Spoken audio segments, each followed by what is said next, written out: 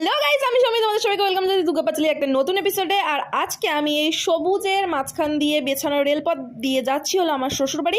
অনেকদিন পরেই যাচ্ছি শ্বশুরবাড়ি আর তোমাদের সাথে ফার্স্ট টাইম শেয়ার করছি। তো এরকম দু সাইডে সুন্দর সবুজে ঘেরা গাছপালা দেখতে দেখতে আমরা একদম ভোর ভোর বেরিয়ে পড়েছিলাম আমার শ্বশুরবাড়ি যাওয়ার জন্য, কারণ আমার শ্বশুরবাড়ি অনেকটা গ্রাম সাইডে, সেই সাউথ 24 পরগনাতে।